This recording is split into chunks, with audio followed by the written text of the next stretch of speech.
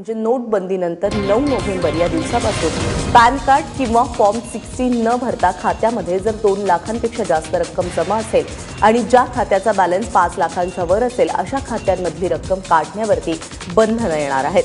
काळा पैसा पांढरा करण्यासाठी दुसऱ्याच्या खात्यामध्ये आधार घेणाऱ्यांना या निर्णयाने चाप बसणार आहे.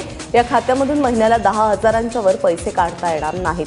तसंच खात्यातून दुसरीकडे पैसे ट्रान्सफर करता देखील येणार नाहीत.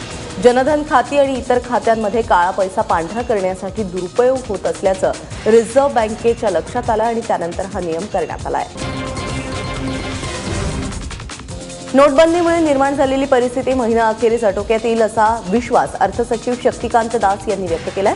जास्तीत जास्त नव्या नोटा चलनात आणण्यासाठी 500 रुपयांच्या नोटांची प्रिंटिंग वाढवण्यात आली आहे. याशिवाय 100 आणि 500च्या नोटांची छपाई देखील वाढवली असल्याची माहिती शक्तिकांत दास यांनी दिली आहे. नव्या नोटांचं डिझाईन पूर्णपणे भारतात तयार करण्यात आल्याचं देखील त्यांनी स्पष्ट केलं. आजपासून जुनी 500ची नोट चलनातून इतिहास जमा झालेली आहे. मात्र अजूनही या नोटा तुम्ही 31 डिसेंबरपर्यंत बँकेत जमा करू शकता. 8 नोव्हेंबरला मोदींनी नोटबंदीची घोषणा केली. 500 आणि 1000च्या जुन्या नोटा चलनातून बाद करण्यात आल्या होत्या. मात्र लोकांची गैरसोय टाळण्यासाठी अतिमहत्वाच्या सेवांसाठी 500च्या जुन्या नोटा वापरण्याची मुभा देण्यात आली होती आणि ही मुभा आता संपुष्टात आल्यामुळे तुम्ही आता कुठल्याही व्यवहारामध्ये 500च्या जुन्या नोटा वापरू शकणार नाही. देशातल्या जनतेने जास्तीत जास्त कॅशलेस व्यवहार करावेत म्हणून केंद्र सरकार सांता क्लॉज बनणार आहे असं म्हटलं तर वावगं ठरणार नाही. कारण 25 डिसेंबर ते 14 एप्रिल दरम्यान केंद्र सरकार लकी ग्राहक योजना आणणार असून या योजनेअंतर्गत तब्बल 340 कोटी रुपयांची बक्षिसं दिली जाणार आहेत. नीती आयोगाचे सीईओ अमिताभ कांत यांनी ही माहिती दिली. केंद्र सरकारच्या योजनेनुसार दररोज 15,000 ग्राहकांना 1,000 रुपयांचं कॅशबॅक गिफ्ट मिळणार आहे. याशिवाय व्यापाऱ्यांसाठी सरकार डीजी धन व्यापारी योजना आणणार आहे. ग्राहक योजना, इसमें हम लोग डेली रिवॉर्ड करेंगे 1,000 रुपए, करीब 15,000 हर रोज 15,000 जो लकी कंज्यूमर्स हैं उनको हर रोज 1,000 रुपए का डेली रिवॉर्ड मिलेगा.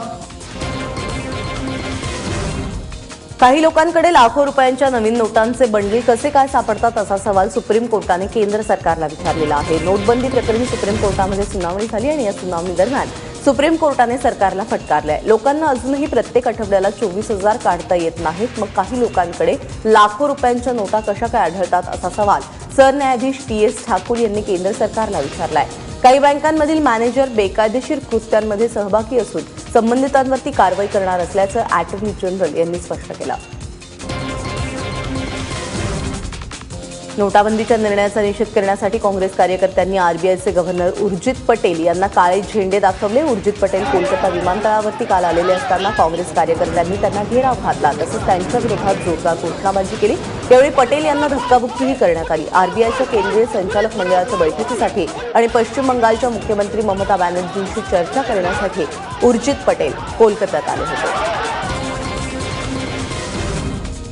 केवळ धार्मिक कारण देऊन हवाई दलातील कुठल्याही जवानाला किंवा अधिकाऱ्याला दाढी वाढवता येणार नाही असं स्पष्ट मत नोंदवलेलं आहे सुप्रीम कोर्टाने. सरन्यायाधीश TS ठाकूर यांच्या खंडपीठाने हा महत्त्वपूर्ण निर्णय दिलेला आहे. हवाई दलाचे जवान मोहम्मद जुबेर आणि अन्सारी अफ्ताब अहमद यांनी आपल्या धार्मिक कारणावरून दाढी वाढवण्यास परवानगी देण्यात यावी यासाठी दिल्ली हायकोर्टामध्ये याचिका दाखल केली होती, जी कोर्टाने फेटाळून लावली. त्यानंतर सुप्रीम कोर्टाने धार्मिकता हे कारण पुढे करता येणार नाही असं सांगितलंय. आज दिल्लीतील संसदीय हिवाळी अधिवेशनाचा शेवटचा दिवस आहे. विरोधक सत्ताधाऱ्यांच्या गोंधळामुळे अधिवेशनामध्ये कोणतंच कामकाज झालेलं नाही. जीएसटी, सरोगसी यासारखे अन्य महत्त्वाची विधेयकं प्रलंबित असून यावर कोणतीही चर्चा झालेली नाही. मात्र आज अधिवेशन सुरू होण्यापूर्वी संसदेच्या बाहेरच 10:30 वाजता पंतप्रधान नरेंद्र मोदी आणि राहुल गांधी हे भेटणार आहेत. शेतकऱ्यांना कर्जमाफीवरती या दोघांमध्ये चर्चा होणार असल्याचं कळतंय आणि यावेळी राहुल गांधींसोबत काँग्रेसचे इतरही कार्यकर्ते सोबत असतील. अधिवेशनाच्या शेवटच्या दिवशी मोदी आणि राहुल गांधींची भेट होणार असल्याचे कळतंय. नेमकं आता यामध्ये काय चर्चा होतीये हे पाहणं महत्त्वाचं आहे. देशात उद्भवलेल्या परिस्थितीवरची चर्चा करण्यासाठी तृणमूल काँग्रेस, सपा, DMK यासारखे अनेक विरोधी पक्ष आज राष्ट्रपतींची भेट घेणार आहेत. यंदा हिवाळी अधिवेशन नोटबंदीवरून गाजलं. या काळामध्ये कोणत्याही विधेयकावरती पूर्णपणे चर्चा झालेली नाही. मात्र आज अधिवेशनाचा शेवटचा दिवस असल्याने विरोधी पक्षनेते राष्ट्रपतींची भेट घेत आहेत. या बैठकीमध्ये प्रामुख्याने नोटबंदीवरती चर्चा होण्याची शक्यता आहे. बीसीसीआयचे अध्यक्ष अनुराग ठाकूर यांनी लोढा समितीच्या शिफारसींच्या प्रकरणामध्ये सर्वोच्च न्यायालयामध्ये खोटी साक्ष दिल्याचं सिद्ध झाल्यामुळे त्यांना तुरुंगवासाची शिक्षा होऊ शकते. बीसीसीआय अध्यक्षांनी वारंवार दिशाभूल केल्याप्रकरणी सर्वोच्च न्यायालयाने त्यांना गुरुवारी चांगलंच फटकारलं. दरम्यान सर्वोच्च न्यायालयाने बीसीसीआयला प्रशासकीय पॅनलसाठी नावं सुचवण्यासाठी 1 आठवड्यांचा अवधी दिलेला आहे. अॅमिकस क्युरीनी या पॅनलसाठी गृह विभागाचे माजी सचिव जी.के. पिले, माजी कसोटीवीर मोइंदर अमरनाथ आणि कॅगचे प्रतिनिधी विनोद राय यांची नावं सुचवली आहेत. विराट कोहलीची टीम इंडिया इंग्लंड विरुद्धच्या कसोटी मालिकेमध्ये एका ऐतिहासिक विजयाच्या उंबरठ्यावर आहे. टीम इंडियाने मुंबईची चौथी कसोटी जिंकून 5 सामन्यांच्या मालिकेमध्ये 3-0 अशी आघाडी घेतलेली आहे. कसोटी क्रिकेटच्या 84 वर्षांच्या इतिहासात भारताने आजवर इंग्लंडला 4-0 इतक्या मोठ्या फरकाने कधीच हरवलेलं नाही. आता विराटची टीम इंग्लंडला 4-0 अशा फरकाने हरवणार का हे पाहणं महत्त्वाचं आहे.